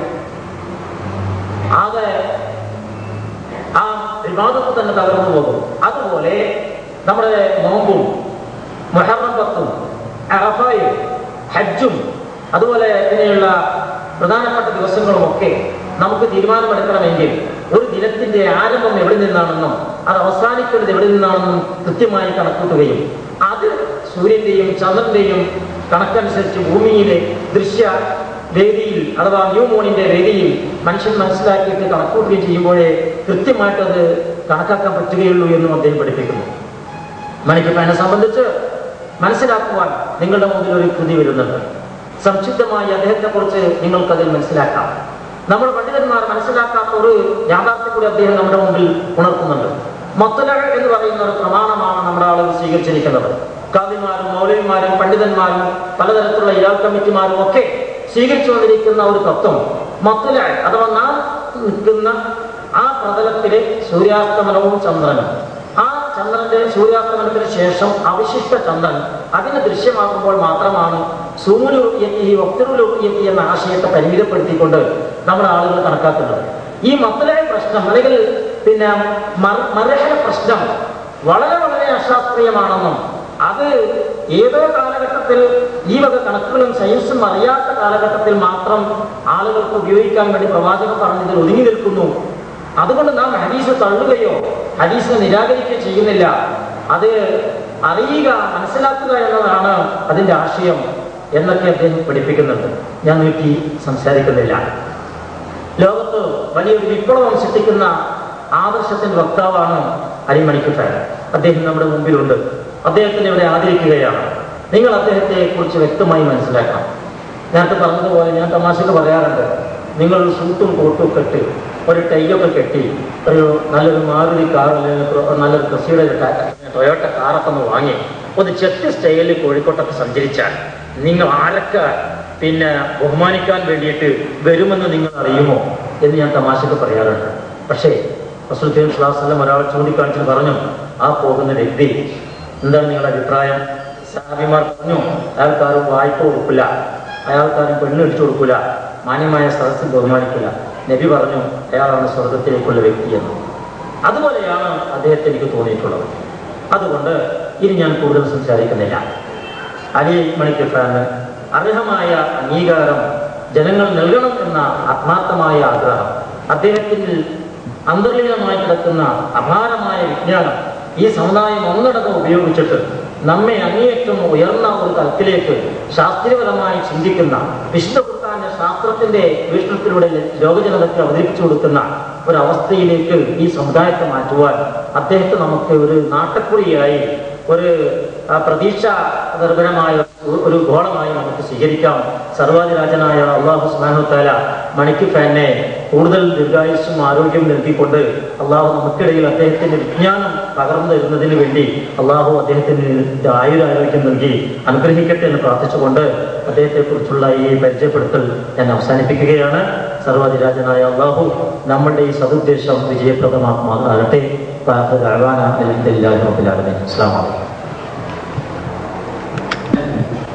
And after inauguration speech, he will extend the memento, present a memento to our Honorable Ali Manikfan Sahib. I request him to make the inauguration. സ്വാഗത ഉദ്ഘാടന പ്രസംഗത്തിന് വേണ്ടി അദ്ദേഹത്തെ ക്ഷണിക്കുന്നു. Assalamu alaikum. I am very honored to be here with my friend Ali Manikfan. He's a man from Minicoy, which is an island where people are in contact with the ocean. And since many years, the people of Minicoy have been reliant on good weather for being able to fish, and also in relying in the knowledge of the stars for navigating, because they didn't produce in their island enough food in order to live there. Ali Manikfan is a worthy son of Minicoy. He has carried on with the tradition of knowledge about the stars in which the ancient navigators of the islands of Maldives and Minicoy and Lakshadweep excel. He's also interested in many different sciences, and he has been a very inventive person. He has been interested in machines, he has been interested in ecology, and on top of that, he's a very godly man. For him, his university has been the creation of Allah, this world. This earth has been the place where he has studied. For him, everything was interesting, from the little fish in the sea to the stars above. Out of this, he has made his own way of learning. He has not been in any traditional school, but he has had the earth and the universe as his own school. That is a very big merit, and also it is a very big merit that at the same time he's a humble and godly man. And I became friendly with him because I studied the Maldivian culture. And for me, since I met him, he has been very close to my heart. When a person is humble, you cannot avoid by having your heart going out to that person. The person who has humility from this world really reflects what a true worshipper of Allah should be. Because a person who worships Allah is a person who is humble, because there is nothing that can be greater than God, He has prepared this world for us to live in, to learn from, and also to look after. And that's why also Ali Malikman is interested in ecology, in how the energy in this world can be preserved. So for me, it is an honor to present him with this award, and I also thank you very much to the organizers for having invited me as chief guest in this session. Thank you very much.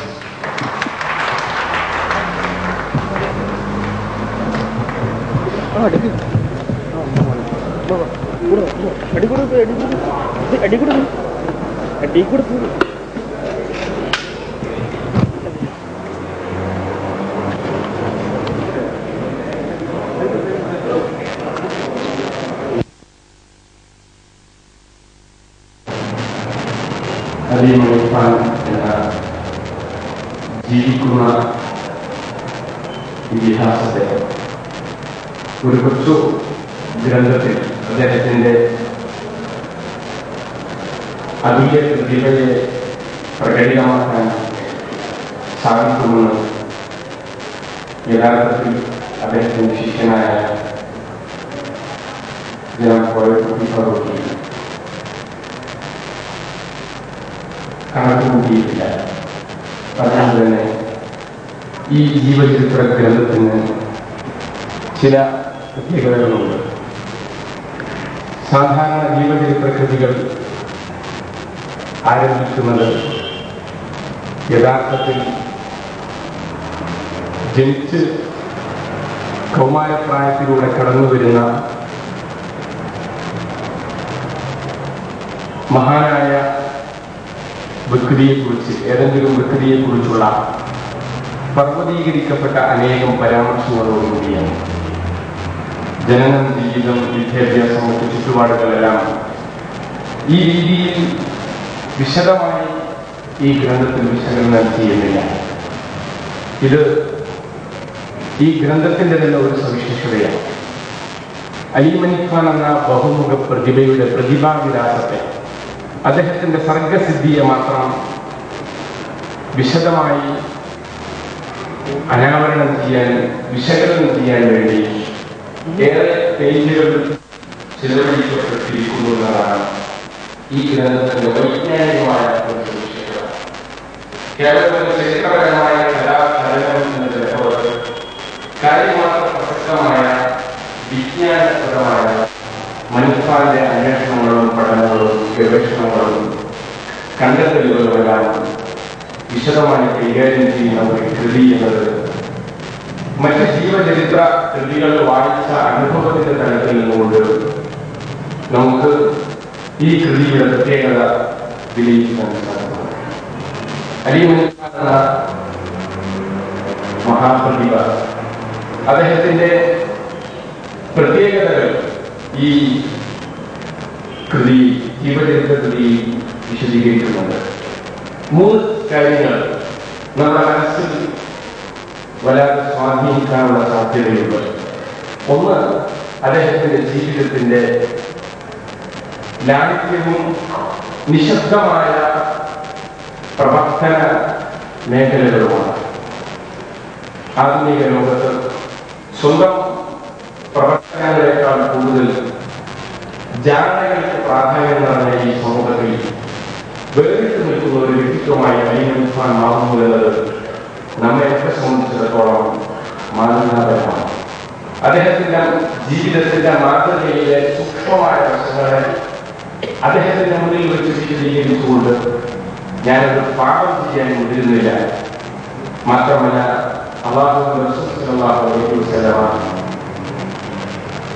പ്രോത്സാഹിപ്പിക്കാത്ത ഒരു സംഗതിയാണ് വ്യക്തിയുടെ മുന്നിൽ വെച്ച് ആ വ്യക്തിയുടെ മഹാത്മ്യം അതിൽ കടന്ന ശൈലിയിൽ പരാമർശിക്കുന്നത്. അതുകൊണ്ട് നിങ്ങൾ ഈ ഗ്രന്ഥത്തിലൂടെ അദ്ദേഹത്തെ പഠിച്ചറിയുക.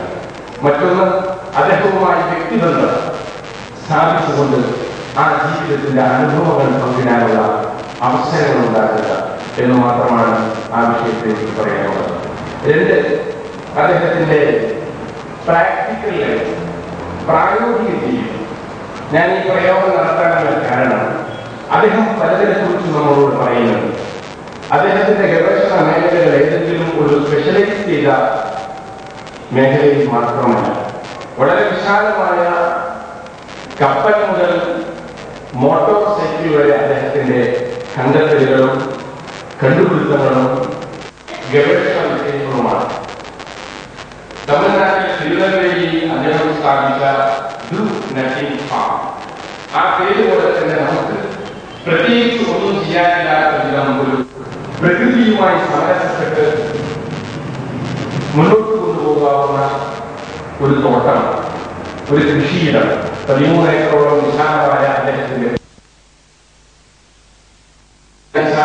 വൈദ്യുതി കണക്ഷന് അനേകം തവണ അപേക്ഷിച്ചിട്ടും ലഭ്യമല്ലാതെ വന്നപ്പോൾ സ്വന്തം അദ്ദേഹം ഉത്പാദിപ്പിച്ച വൈദ്യുതി സംരംഭം, സോളാർ പവർ സിസ്റ്റം, ഇതൊക്കെയുള്ള ആ കൃഷിയിടം, വിശാലമായ തോട്ടം ഒരു പക്ഷേ നമ്മെ അത്ഭുതപ്പെടുത്തുന്നതാണ്.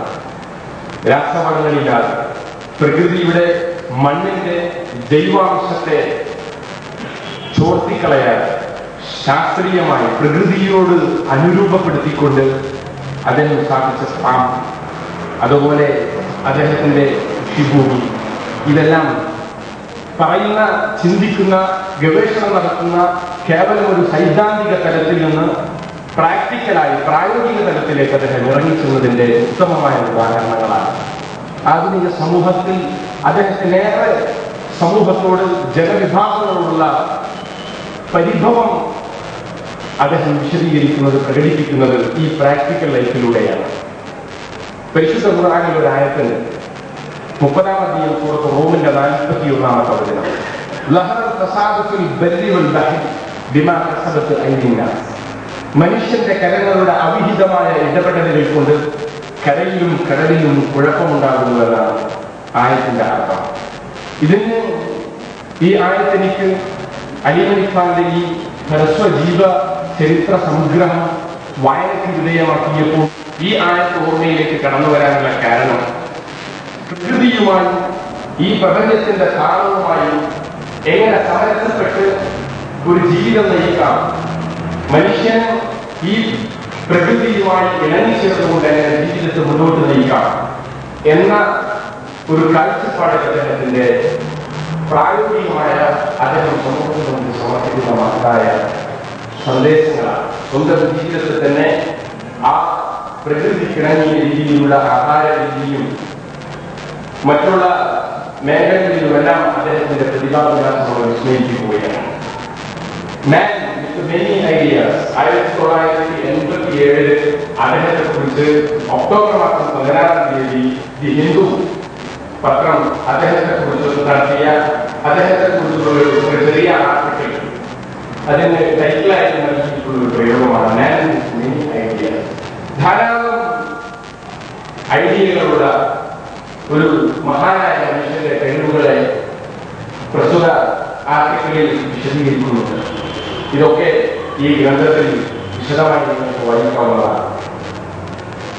അദ്ദേഹത്തിന്റെ പ്രതിഭാവികാസം കണ്ടെത്തിയ സെൻട്രൽ മറൈൻ റിസർച്ച് ഇൻസ്റ്റിറ്റ്യൂട്ടിലെ, ലക്ഷദ്വീപിലെ ദ്വീപ് കേന്ദ്രീകരിച്ചുള്ള സെൻട്രൽ മറൈൻ റിസർച്ച് ഇൻസ്റ്റിറ്റ്യൂട്ടിലെ ഡോക്ടർ എസ് ജോൺസ്, അദ്ദേഹം ആണ് യഥാർത്ഥത്തിൽ മനിഖാൻ എന്ന മനുഷ്യനിൽ അന്തരീനമായിട്ടുള്ള മഹാപ്രതീകത്വത്തെ ഉൾക്കൊള്ളുകയും അദ്ദേഹത്തോടൊത്താണ് ഗവേഷണവും പഠനവും എല്ലാം മനിഖാൻ കൂടുതൽ നിർവഹിച്ചത്. അദ്ദേഹത്തിന്റെ പേരിൽ അദ്ദേഹം മനിഖാൻ കണ്ടെത്തിയ ആ മത്സ്യത്തിന് അദ്ദേഹത്തിന്റെ ആ പേര് തന്നെ നൽകുന്നതിലും ഡോക്ടർ ജോൺ സാറിന്റെ പങ്കാളുള്ളത് എന്ന് പ്രത്യേകം എടുത്തു പറയേണ്ടതുണ്ട്. ഇങ്ങനെ ഒരുപാട് രംഗങ്ങളിൽ പ്രതിബദ്ധമുള്ള ഇദ്ദേഹം മനിഖാൻ സമൂഹത്തിന്റെ മുന്നിൽ ശാന്തമായി ഒഴുകുന്ന അദ്ദേഹത്തിന്റെ നിശബ്ദമായ ഈ ജീവിതം, ആ ജീവിതത്തിന്റെ സന്ദേശത്തെ സർവോപരി എനിക്ക് തോന്നുന്നു മുസ്ലിം സമൂഹത്തിന് അദ്ദേഹം നൽകുന്ന ഏറ്റവും വലിയ സന്ദേശം നേരത്തെ ഫറൂഖി സൂചിപ്പിച്ചതുപോലെ ശാസ്ത്രീയമായ ഒരു കാലഗണനാ സമ്പ്രദായം, സയന്റിഫിക് കലണ്ടർ, ലൂണാർ കലണ്ടർ എന്നൊക്കെ പേര് വിളിക്കാവുന്ന ചാന്ദ്രവർഷ കണക്കനുസരിച്ചുള്ള ഒരു കലണ്ടർ സംവിധാനമാണ്.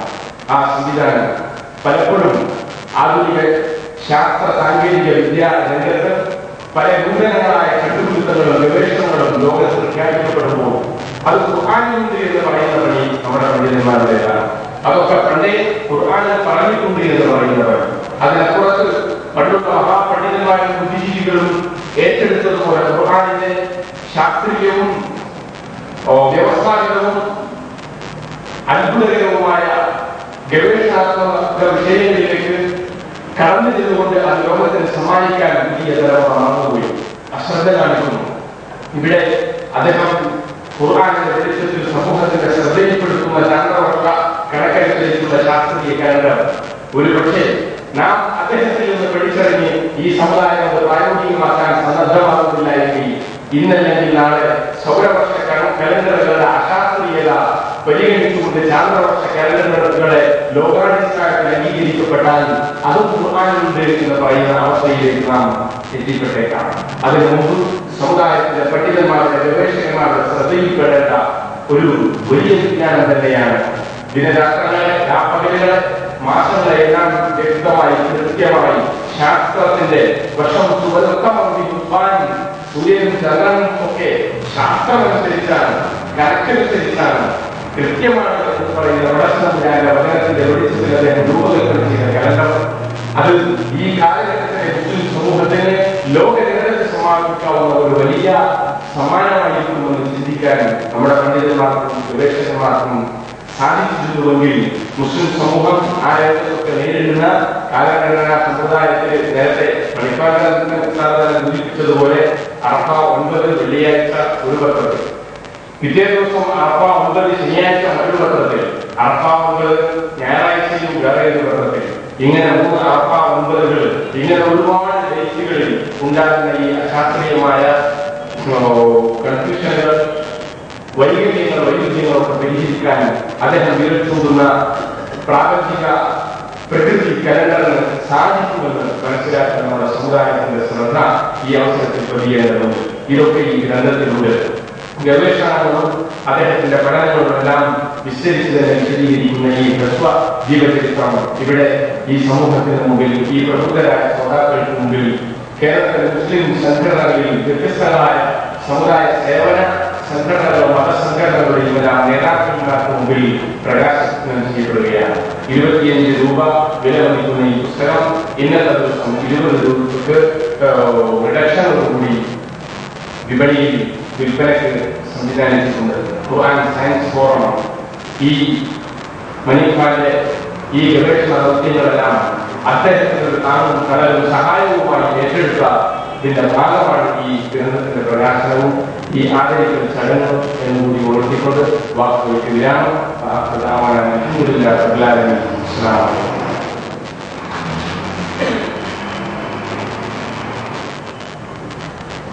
ഈ വലിയ മനുഷ്യനെ കുറിച്ച് എഴുതിയ ആധുനിക ഇന്ത്യയിലെ അഭിസന്ന എന്ന് പക്ഷേ വിശേഷിപ്പിക്കാവുന്ന അരിമണിപ്പാനെ കുറിച്ച് എഴുതിയ വലിയ മനുഷ്യനെ കുറിച്ച് എഴുതിയ ചെറിയ ഗ്രന്ഥം പ്രകാശന കർമ്മം നിർവഹിക്കാൻ വേണ്ടി പണ്ഡിതനും എഴുത്തുകാരനുമായ പ്രൊഫസർ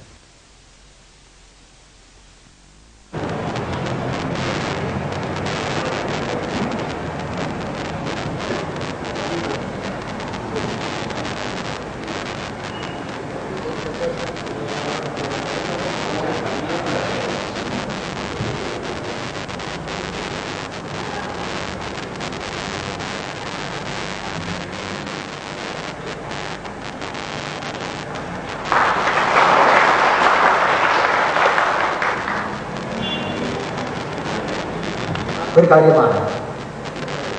ബഹുമാന്യനായ അലി മണിഫാന് ഈ സൗഭാഗ്യം ലഭിച്ചിരിക്കുകയാണ്. പാണ്ഡിത്യം അഹങ്കാരവും തലക്കനവുമായി മാറിക്കഴിഞ്ഞ ഈ കാലഘട്ടത്തിൽ പാണ്ഡിത്യത്തിൻ്റെ ലാളിത്യം ഏറ്റവും വ്യക്തമായി പ്രകടമാകുന്ന ഒരു വ്യക്തിത്വമാണ് അലി മണിഫാൻ. തൻ്റെ വിജ്ഞാനവും കൊണ്ട് അദ്ദേഹം വീടാന്തരം കയറിയിറങ്ങുന്ന അത്ഭുതകരമായ ഒരു അവസ്ഥാവിശേഷമാണ് കാണുവാൻ സാധിക്കുന്നത്.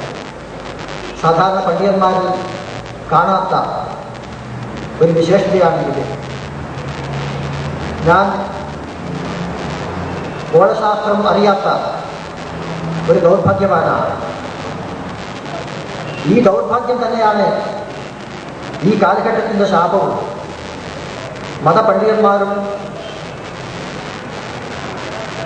മതപണ്ഡിതന്മാർക്ക് ശാസ്ത്രം അറിയാത്ത ഒരു ഗതികേടുണ്ട്.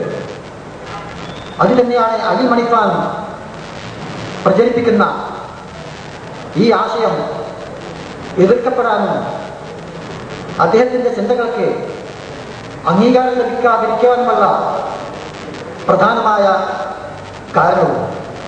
ഇത് ഇന്ന് മാത്രമല്ല, പണ്ടും സംഭവിച്ചിട്ടുണ്ട്.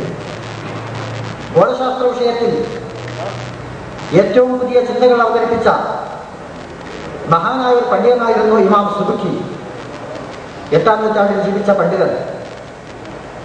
അദ്ദേഹം മാസപ്പിറവി സംബന്ധിച്ച് ഗോളശാസ്ത്ര നിഗമനങ്ങൾ ജനങ്ങളുടെ മുമ്പിൽ അവതരിപ്പിക്കുകയും പിറവിക്ക് സാധ്യതയില്ലാത്ത ദിവസം മാസം കണ്ടുവന്ന് സാക്ഷ്യപ്പെടുത്തിയാൽ അതിനെ എങ്ങനെ കൈകാര്യം ചെയ്യണമെന്ന് വിശദീകരിക്കുകയും ചെയ്തു. ആ കാലഘട്ടത്തിൽ അദ്ദേഹത്തിന് ധാരാളം എതിർപ്പുകളുണ്ടായി. അലി മണിഫാനോട് ഞാൻ ചോദിച്ചു, ഇമാം ഇബ്നു തൈമിയ്യ വളരെ പ്രഗത്ഭ ചിന്തകനാണ്, ധാരാളം ആശയങ്ങൾ പ്രചരിച്ചിട്ടുണ്ട്, എന്തുകൊണ്ട് അദ്ദേഹം കണക്കിന് ഇങ്ങനെ എതിർത്തു എന്ന്. അദ്ദേഹം പറഞ്ഞു, ഇബ്നു തൈമിയ്യക്ക് അറിയാത്തത് കൊണ്ടായിരിക്കാം ഇത് സംഭവിച്ചത് എന്ന്. നമ്മൾക്കെല്ലാം ഒരു ദൗർബല്യമുണ്ട്. ആ ദൗർബല്യം അന്നാസു അഴകാവുമാ ജഹിലു, ആളുകൾ അവർക്ക് അറിഞ്ഞുകൂടാത്തതിൻ്റെ ശത്രുക്കളാണ് എന്ന്. അറിയാൻ ശ്രമിക്കുകയല്ല ചെയ്യുക, മറിച്ച് അറിയാത്തതിനെ നിഷേധിക്കുകയാണ് ചെയ്യുക. ഈ ദൗർബല്യത്തിന് അടിപ്പെട്ടവരാണ് നമ്മളൊക്കെ തന്നെ. അലി മണിഫാന്റെ ഈ ചിന്തകൾ പഠനത്തിനും ചർച്ചയ്ക്കും വിധേയമാക്കേണ്ടതുണ്ട്. ഇത് അംഗീകരിക്കപ്പെടാൻ കാലതാമസം വന്നു എന്ന് വരാം. പലപ്പോഴും മാറ്റങ്ങൾ ഒരു വ്യക്തിയിൽ നിന്നാണ് ഉടലെടുക്കുക. ഈ ചിന്തകൾ സർവത്ര പ്രചരിക്കുകയും ചർച്ച ചെയ്യപ്പെടുകയും ചെയ്യട്ടെ. എനിക്കൊരു അഭ്യർത്ഥനയുള്ളത് എടുത്തുചാട്ടം പാടില്ല എന്നാണ്. അത് ദീർഘഫലമാണ് ഉണ്ടാക്കി തീർക്കുക. ഈ ആശയത്തിന് സർവാംഗീകാരം ലഭിക്കുകയും അത് ചർച്ച ചെയ്യപ്പെടുകയും ജനങ്ങൾ അതിനോട് സമരസപ്പെടുകയും ചെയ്യുന്ന ഒരവസ്ഥ സംജാതമാക്കുന്നതിന് ശ്രമിക്കുകയും അത് സംജാതമാകുന്നതുവരെ നമ്മൾ കാത്തിരിക്കുകയും ചെയ്യേണ്ടത് അനിവാര്യമാണ് എന്ന് ഈ സന്ദർഭത്തിൽ സൂചിപ്പിക്കുവാൻ ഞാൻ ആഗ്രഹിക്കുകയാണ്. ഈ പുസ്തകത്തിന് ധാരാളം പ്രചാരമുണ്ടാവട്ടെ. അലി മണിഫാന് ആരോഗ്യവും ആയുസ്സും സർവശക്തനായ അല്ലാഹു നൽകുമാറാവട്ടെ. അദ്ദേഹത്തിന്റെ വിജ്ഞാനം അനുഭവിക്കുവാൻ നമുക്കെല്ലാവർക്കും തൗഫീഖ് ഉണ്ടാകുമാറാകട്ടെ. അസ്സലാമു അലൈക്കും. അടുത്ത ഈ പുസ്തകം ഏറ്റുവാങ്ങിയ ശ്രീ കട്ടയാട്ട് വേണുഗോപാൽ കുറച്ച് സംസാരിക്കുന്നതാണ്. കട്ടയാട്ട് വേണുഗോപാൽ ഇദ്ദേഹത്തെ നേരത്തെ മനസ്സിലാക്കിയൊരു വ്യക്തിയാണ്. മാത്രമല്ല, എത്രയോ മുമ്പ് തന്നെ കേരളം അദ്ദേഹത്തെ അറിയുകയും ആദരിക്കുകയും അംഗീകരിക്കുകയും അദ്ദേഹത്തിൻ്റെ പദവി അനുസരിച്ച് എന്തെങ്കിലും പാരിതോഷികം നൽകേണ്ടതുമായിരുന്നു എന്ന് ഉറക്കെ പ്രഖ്യാപിച്ച വ്യക്തിയാണ് അദ്ദേഹത്തെ ഞാൻ.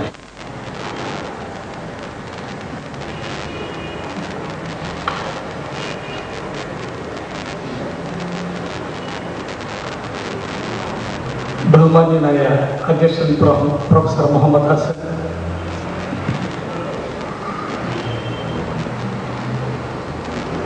ഖുർആൻ ആൻഡ് സയൻസ് ഫോറത്തിൻ്റെ പ്രഗത്ഭരായ സെക്രട്ടറി ശ്രീ സുൽബീക്കർ ജനാബ് അബ്ദുറഹ്മാൻ സാഹിബ്, ഇന്ന് ജനാബ് ആലി മണിക് ഖാന് മെമ്മന്റോ നൽകിയ സേവിയർ റൊമാരിയോ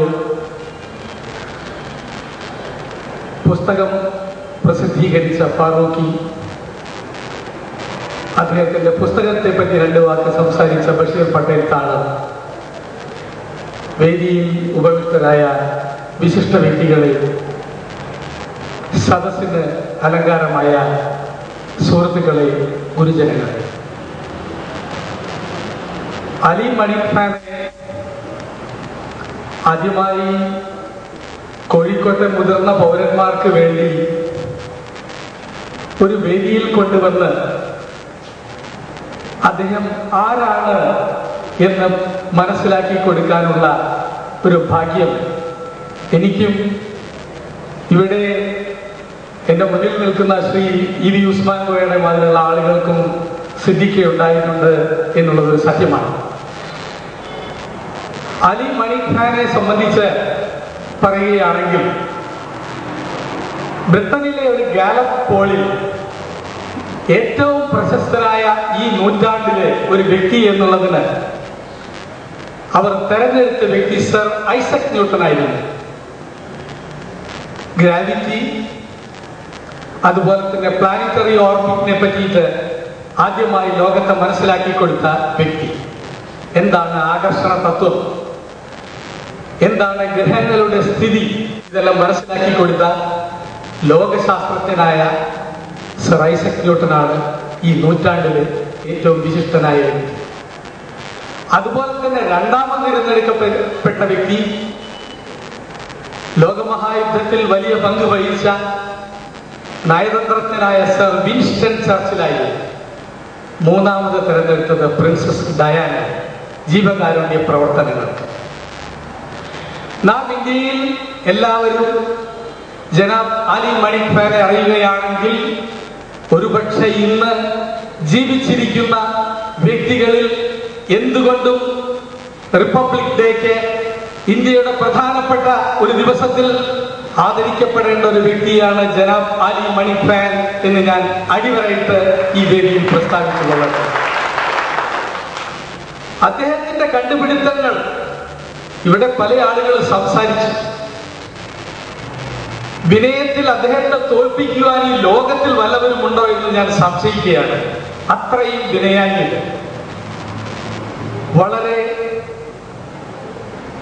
പരിമിതമായ ജീവിതം, തികച്ചും അനാർഭാടപരമായ ജീവിതം. കാട് വെട്ടിത്തെളിയിച്ച് തിരുനെൽവേലിക്കുള്ള 15 ഏക്കർ സ്ഥലം അദ്ദേഹം അവിടെ ചെയ്ത വസ്തുതകൾ നിങ്ങളോട് പറയുകയാണെങ്കിൽ നാം എല്ലാം ഒന്നിനും പറ്റില്ല എന്ന് നമുക്ക് തോന്നിപ്പോകും. സ്വന്തം അധ്വാനം കൊണ്ട് ഒരു ബാരൻ ലാൻഡ്, ഒരു യാതൊരു വളവുമില്ലാതെ ജൈവവളം കൊണ്ട് മാത്രം പുഷ്പഫല പ്രദേശമാക്കി മാറ്റിയതിന്റെ കഠിനാധ്വാനത്തിന്റെ ആദർശത്തിന്റെ കഥ. ഒരു സാധാരണ സൈക്കിൾ അത് മോട്ടോർ സൈക്കിളാക്കിയ കഥ.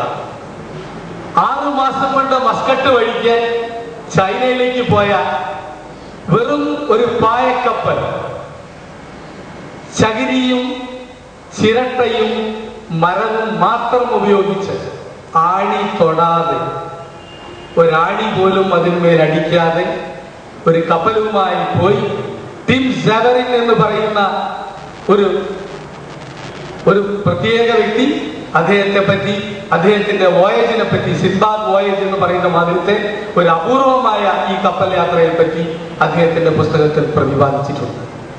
ഇപ്പോൾ നിങ്ങൾ വാങ്ങിയ പുസ്തകം തന്നെ നിങ്ങൾ മറച്ചു നോക്കിയാൽ അലി ഖാന്റെ പേരിലുള്ള ഒരു മത്സ്യത്തെ നിങ്ങൾക്ക് കാണാം. ആ പുസ്തകത്തിന്റെ ആദ്യത്തെ പേജ് മറിച്ചാൽ തന്നെ അത് നിങ്ങൾക്ക് കാണാവുന്ന ഇതാ.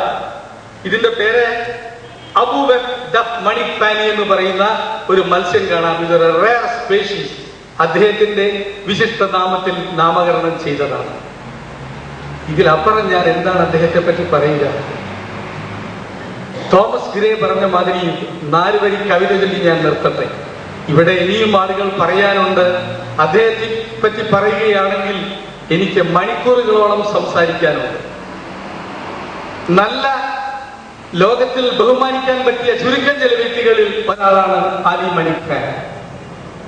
സ്നേഹം, വിശ്വാസം, ദയ, ഇങ്ങനെ എല്ലാ ഗുണങ്ങളുടെയും വിളംബരമായിട്ടുള്ള ഒരു വ്യക്തിയെപ്പറ്റി ഞാനെന്ത് പറയാൻ? എന്റെ വാക്കുകൾ വൃഥാവിലായി പോയില്ലേ എന്ന് എനിക്ക് തോന്നുന്നു. ഇംഗ്ലീഷിൽ തോമസ് ഗ്രേ പറഞ്ഞിട്ടുണ്ട്, pull many a gem of purest race serene, the dark unfathomed oceans bear, full many a flower is born to blush and see, and waste its sweetness in the desert air. ഈ വരിയുടെ അർത്ഥം, കടലിന്റെ അഗാധതയിൽ വളരെയേറെ വിലപ്പെട്ട മുത്തുകൾ കാണാൻ കഴിയും. അതുപോലെ തന്നെ വളരെയേറെ വിലമതിക്കപ്പെടുന്ന എത്രയോ പൂക്കൾ നാം അറിയാതെ അവയുടെ സുഗന്ധം കാട്ടിൽ പരത്തി നഷ്ടപ്പെടുകയാണ്. നമുക്ക് ആലി മണിക് ഖാന് ആയുരാരോഗ്യം നേരാം. അദ്ദേഹത്തിന്റെ സേവനം തുടർന്നും ഇന്ത്യക്കാർക്ക് ലഭ്യമാകട്ടെ. അദ്ദേഹത്തിന് ദൈവം ആയുരാരോഗ്യം നൽകട്ടെ. അദ്ദേഹത്തെയും അദ്ദേഹത്തിന്റെ കുടുംബത്തെയും സർവ്വവിധ ഭാവങ്ങളും ഒന്നിനു പിറകെ ഒന്നായി വന്ന് ചേരട്ടെ എന്ന് മാത്രം ഞാൻ ആശംസിച്ചുകൊണ്ടും ഇതിന്റെ സംഘാടകർക്ക് എന്റെ എളിയ നന്ദി പ്രകാശിപ്പിച്ചുകൊണ്ട് നിർത്തുന്നു. നന്ദി, നമസ്കാരം.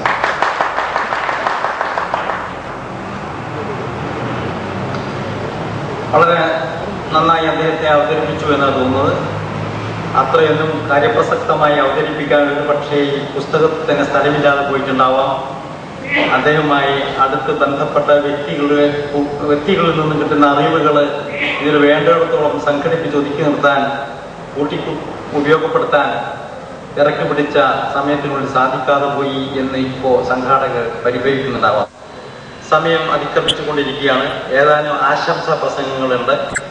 മഗ്‌രിബ് നമസ്കാരത്തിന് സമയം അടുത്തുകൊണ്ടിരിക്കുകയാണ്. വേഗം നമുക്ക് തീർത്ത് പിരിയാം. ആദ്യമായി നിങ്ങൾ ഇനി ആശംസാ പ്രസംഗം അവതരിപ്പിക്കാൻ വേണ്ടി ഞാൻ പ്രഗത്ഭ എഴുത്തുകാരനും പത്രപ്രവർത്തകനും വാഗ്മിയുമായ MI തങ്ങൾ അവരുടെ ക്ഷണിക്കുന്നു.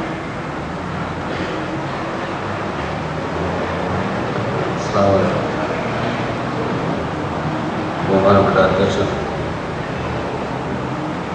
ഈ ചടങ്ങ് ആർക്ക് വേണ്ടിയാണ് സംഘടിപ്പിച്ചത്? ബഹുമാനായ Ali Manik Khan chief guest honourable mister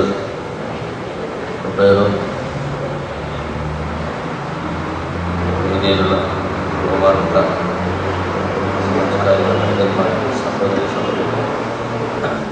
ഈ ചടങ്ങുകളുടെ ആശംസ മാത്രം പറഞ്ഞിട്ട് അലി മണിക് ഖാനെ എനിക്ക് നേരിട്ട് അറിയില്ല. ഞാൻ അദ്ദേഹത്തെക്കുറിച്ച് കേൾക്കുന്ന വർഷങ്ങൾക്ക് മുമ്പ് ഒരു പത്രത്തിൽ വന്ന കൃഷിയുമായി ബന്ധപ്പെട്ട ഒരു പരീക്ഷണവുമായി ബന്ധപ്പെട്ട ഒരു വാർത്തയിലൂടെ, അതൊരു ലോകത്തിൻ്റെ വേറെ പല ഭാഗങ്ങളിലും നടന്ന ഒരു പരീക്ഷണത്തിൻ്റെ ഇന്ത്യയിലെ ഒരു പകർപ്പായി. പക്ഷേ അതിലൂടെ കണ്ടെത്തിയ മണിക് ഖാൻ എന്ന വ്യക്തിത്വത്തെക്കുറിച്ച് പഠിച്ചപ്പോൾ എനിക്ക് തോന്നിയിട്ടുള്ള കാര്യം, അദ്ദേഹം നമ്മുടെ രാജ്യത്തെ വിദ്യാഭ്യാസ സമ്പ്രദായത്തിൻ്റെ മുമ്പിലുള്ള ഒരു ചോദ്യചിഹ്നമാണ്. അപ്പോൾ അദ്ദേഹത്തെക്കുറിച്ച് ഇവിടെ പറഞ്ഞു കേട്ടിടത്തോളം നിങ്ങൾക്ക് ഒരുപാട് കാര്യങ്ങൾ മനസ്സിലായിട്ടുണ്ടാവും. പക്ഷേ നമ്മൾ കരുതുന്ന വിദ്യാഭ്യാസം എന്ന ഒരു ചിട്ടപ്പടി വിദ്യാഭ്യാസത്തിൻ്റെ പരിസരത്ത് പോകാൻ ഭാഗ്യം സിദ്ധിച്ചിട്ടില്ലാത്ത മനുഷ്യരാണ് ജനാബ് മണിക് ഖാൻ എന്നാണ് അദ്ദേഹത്തിൻ്റെ സവിശേഷത. അദ്ദേഹത്തിൻ്റെ എല്ലാ പരീക്ഷണങ്ങളെക്കാൾ ഉപരി സ്വന്തം കഴിവുകൾ എന്തൊക്കെയാണ് എന്ന് കണ്ടറിഞ്ഞ് ആ കഴിവുകളെ പുറത്തെടുത്ത് അവയെ വികസിപ്പിച്ചെടുത്ത് വലുതാക്കി ഈ പറഞ്ഞ മേഖലകളെയൊക്കെ വെട്ടിപ്പിടിക്കാൻ കഴിയുക എന്നതാണ് യഥാർത്ഥത്തിൽ വിദ്യാഭ്യാസത്തിൻ്റെ ശരിയായ അർത്ഥം. മണിക് ഖാൻ അദ്ദേഹത്തിൻ്റെ ജീവിതത്തിലൂടെ നമ്മുടെ നാട്ടിലെ വലിയ വലിയ വിദ്യാഭ്യാസ വിചക്ഷണന്മാരെ എന്താണ് വിദ്യാഭ്യാസം എന്ന് പഠിപ്പിച്ചു കൊടുത്തിരിക്കുന്നു. അദ്ദേഹത്തിന് ഒരുപാട് ആയുസ്സും ആരോഗ്യവും ഇനിയും അള്ളാഹു പ്രദാനം ചെയ്യട്ടെ എന്ന് പ്രാർത്ഥിക്കുന്നു. അസ്സലാമു അലൈക്കും.